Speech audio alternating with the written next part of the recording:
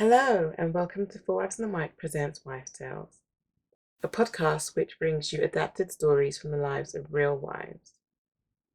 Today's story looks at a story about a wife at home alone with her two kids and the adventures that she gets up to. Okay, I wouldn't call it an adventure. However, this is something that probably a lot of us have to kind of face and deal with. Do enjoy the tale. My name is Mrs Nikki Tunji.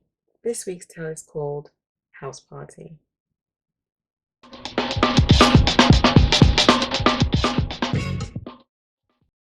Houseparty. She stood still, staring at the same point as though frozen in time. Fully aware of herself, she could hear her toddler behind her, playing on his ready-made assault course, jumping and rolling around in search of treasure. She could hear the baby in his bassinet, cooing and babbling, enjoying the soothing relief his fist gave against the painful throbbing in his gums.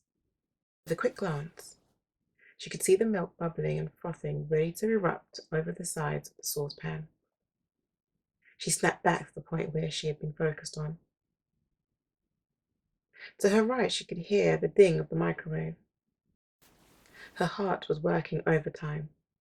She could hear her heartbeat thump, thump, thump, thump, thump, thumping away, threatening to break through her chest. So many thoughts were running through her mind. How did they get in? How many were in the house? Where? What? How? Okay, toddler first. The toddler was now approaching, but had yet to notice anything had changed. Without thinking, she took her eyes off the giant spider that had made its home in her kitchen and ushered the toddler out into the hallway. Could you go get your pajamas, please? It's almost bedtime, baby. The toddler skipped towards his bedroom, seemingly oblivious to the ensuing battle between his mother and the intruder. As he was out of sight, she returned to the kitchen in search of the spider. This particular eight-legged creature had thick dark legs protruding from its bulging body. It's that season, she thought. This one might be pregnant. She cringed and shuddered at the thought of the smashed spider exploding into a million tiny crawling pieces. Ooh. Maybe she could scoop it up. Again, she shuddered. That would require her to stoop down and take a closer look at that big, black, fuzzy creature. Maybe the Hoover? She could just suck it up and leave it to suffocate in the bag. But by the time she got the Hoover and plugged it in, the spider could have journeyed to another part of the room. What if she went to vacuum the beast and it scurried up the arm of the Hoover and then onto her arm and then into her hair and She muffled a scream. She stopped. She had lost it. Oh no. She stepped back towards the hallway, looking around frantically for the spider. Something scurried, caught her eye. It was now on the countertop. How did it get on the countertop so fast? Moving in the direction of the pile of laundry, she had hoped to finish ironing this pile before her husband returned home from his night shift. She could hear toddler returning. She had to think fast. Should she risk trying to kill it? But with what? She doesn't want to freak out little man. How could she do this in a calm and collected manner? Screw it. Screw it, she thought. As toddler reached her, she turned to him and said, "Well done, you found your pajamas. Okay, so now can you take your pajamas to Mummy and Daddy's room? Mummy will read you a bedtime story. Yeah? Would you like a story? Okay, Mummy will meet you in a minute. Okay, off you go." Toddler returned to the bedroom, still completely ignorant to the pain of his mother.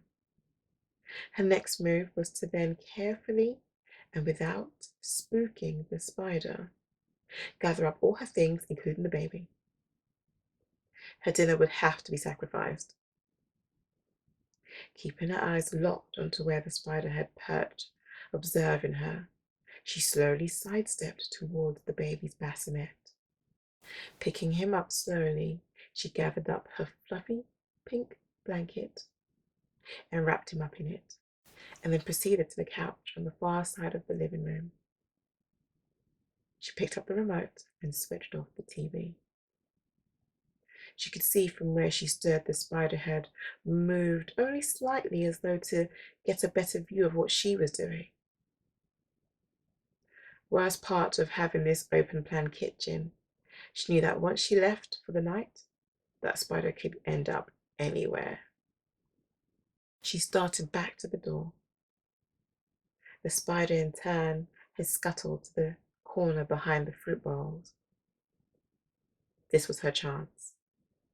She grabbed her phone from the breakfast bar, steadied the baby, picked up her laptop and tucked it under her arm, and made a mad dash for the door, slamming the door shut behind her. In her mind, she had won. She was the winner. Okay, so that's a bit different from our usual stories, but a little, probably one that a lot of us faces. Thank you so much for joining me today for this episode about spiders.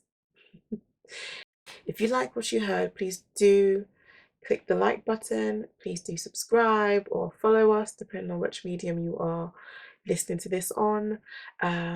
Anywhere you are, please do leave a comment. Let me know what you think of the stories. Let me know if you have any stories that you would like me to adapt into a tale as well. Also, if you do like this, please do share it with other wives who would appreciate listening to these tales, especially now that we are all quarantined. I appreciate everyone that listens, that tunes in. And yeah, until next week, please do stay safe, stay indoors, and wash your hands. All right, bye everyone.